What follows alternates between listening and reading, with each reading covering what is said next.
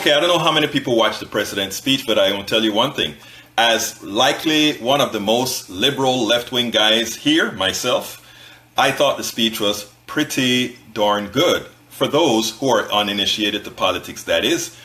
Of course, I could read all between the lines and exactly what the items that he spoke about really meant.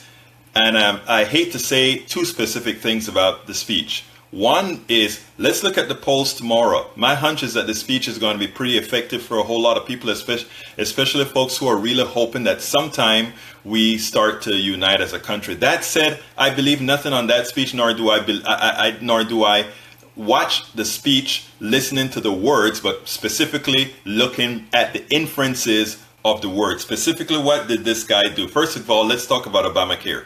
That is my passion, healthcare. If you read between the lines, he has adopted everything that Paul Ryan has put out there for healthcare. One, block grants specifically for healthcare, meaning it's no longer going to be needs based. You get a fixed amount of money for purchasing your insurance. A lot of conservatives won't like that because to them it's going to look like an entitlement. But what it means is somebody making $1 million and somebody making $10,000 will get the same sort of tax credit to buy their own insurance, which also means that somebody who has no income at all, good luck if you don't qualify for Medicaid. You are on your own insurance. It means you will lose it. It is no different than the standard type of Republican modus operandi before they came ahead and selected something like Romney Care, which is what Obamacare was built on. So as far as healthcare is concerned, watch your wallet.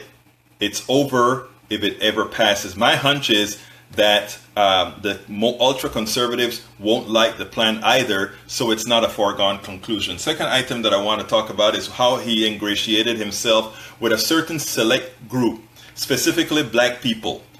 He did a great job that's going to touch on several black people's heart. He started it earlier this morning. I don't know if a lot of people realized it, but earlier today he went ahead and he gave the impression that he's going to be supporting HBCUs, historically black colleges. Oh, that sounds wonderful, right? Because now these guys have been neglected by even Presidente Obama, and now we have the guy, Dr. or Mr. Trump coming in, and he's going to save these black schools. So, suddenly it starts to work on the psyche of some that just maybe look at who this guy is that's going to save these schools. Whatever happened to a school earning its worth based on what it provides? But I don't know, kind of good triangulation occurring by President Trump right here. Then he goes out and he starts his speech. He starts his speech with an ingratiation with black people he's supporting. Guess what? It's Black History Month. But of course, we all know the things that he's spoken about black people for a whole long time. But I'm not done with the tying or pulling the rod here on what he's doing. Because at the same light where he shows support for black people, wow, he then started the scapegoating mantra again. And the scapegoating mantra was then to use our immigration policies now and give the impression that somehow the immigrant is a big problem in this country. And how did he do that? He brings people up that somehow were hurt by immigrants, somebody that was assassinated by immigrants or somebody that was killed by an immigrant, not realizing, of course, that crime within the immigrant population is much less than crime outside of the immigrant population, and that is a fact. But the goal here is as follows. Ingratiate yourself with black folk who have some issues within their own communities. Make immigrants the scapegoats. Create that hate among these two, what I hate using the minority groups, but create that system between these two people that they're against each other. So suddenly, because your enemy of my enemy is my friend, or the enemy of my enemy is my friend, he will now acquire the gratiation from this particular group. It's all well and calculated, and it's all Bannon, right? Bannon knows what he's doing here. He knows how to break people apart. And he sends the necessary cues to his base, which is America first. But it's not only America first, it's more nationalistic than that. He goes ahead and he says, we are staying out of all these other countries because we are going to bring everything towards whom? America. But in the same process, in as much as we're turning inwardly, what are we doing? We're building up our military like no other. Well, I thought we were going to be more local. I thought that's what you said, Mr. President, that we weren't going out there. We are going to within the same speech, he said that we were going to support every country's desire for whatever type of rule they want. So therefore, we don't need a big military to enforce our form of government on anybody at all. So think about, the speech was very well said. He didn't deviate from his script. He looked, I hate using the word presidential, but he looked presidential. He sounded very well. If you watched him, the antics were perfect. He was measured.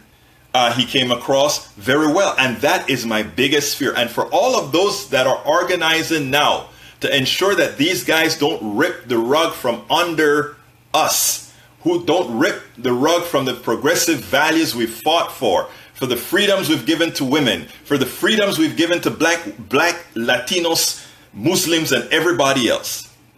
We cannot allow this to categorize, because what happens then is it becomes, I don't want to use the Nazi syndrome or anything like that, but the idea being you believe in the goodness of the speech and not the goodness of the works of what we're intending to do or what he's intending to do. And that is what we have to be careful of, because what is occurring right now is the change within the psyche, the change within the psyche of every single American. And it is effective for those of us who are not very politically inclined. So it is incumbent on all of us that are politically inclined, not to allow the Kool-Aid to metastasize into the brains of our friends or family and all these others. And we cannot look like we're simply the people of no. We just don't want it.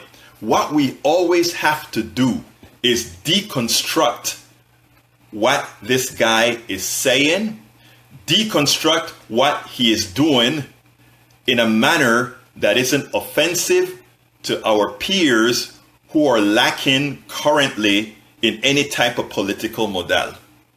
Because I tell you, this guy is good. You don't win the presidency in as much as it was an accident. You don't win the presidency if people in our country are not, what's the word that's used? Are not able to take a look or not within themselves waiting to hear something positive. Americans are hurting. And anybody that tells them, I can fix this for you and this is the problem that you're having, is effective. While he was running to ensure that he got the white working class vote that somehow think they are under stress. Yes, they are under stress, don't get me wrong. But what helps black Latinos and everybody else, and the stresses that the white working class is feeling are the same stresses that all Americans have been feeling for a very long time. Black Americans, Latino Americans, and all these other Americans have been living through the hell that many of our white working class brothers and sisters are now feeling. And the problem isn't because of the other. The problem isn't because black folks and Latinos and Asians and all these other ways.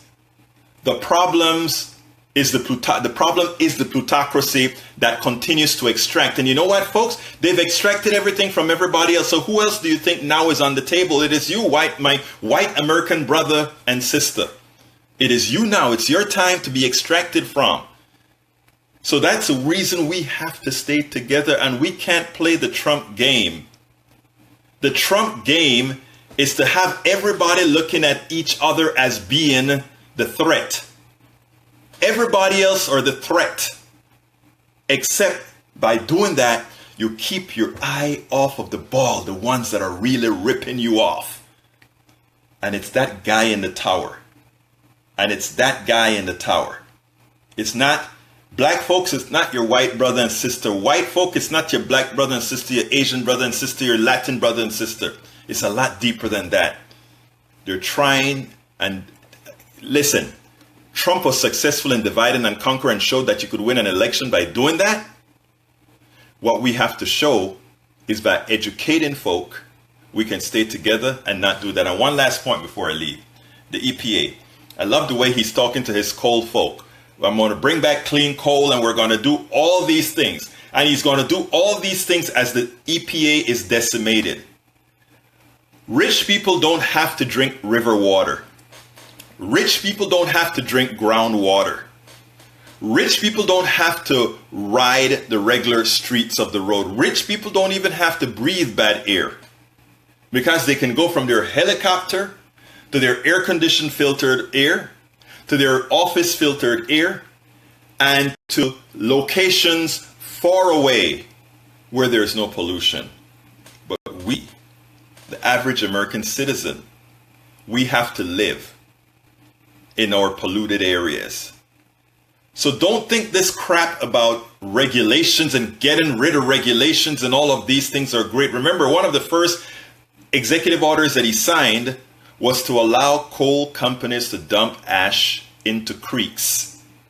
That was a deregulation for the coal company in the neighborhoods where coal is mined, where the owners of the coal company don't have to get their water, don't have to do their hiking and camping.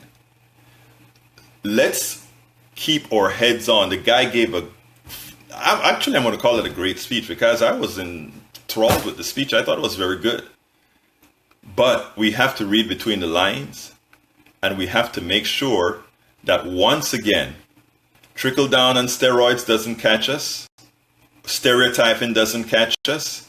We have to keep our head on, and we got to do what's right. Thank you very much for listening. Please remember, let's go ahead and always share these videos. Let's make sure that we enlighten our brethren. You guys have a wonderful night. Stay tight. And remember, the revolution is on. The revolution is on. It's a peaceful revolution to take back the country. Have a wonderful day, everybody.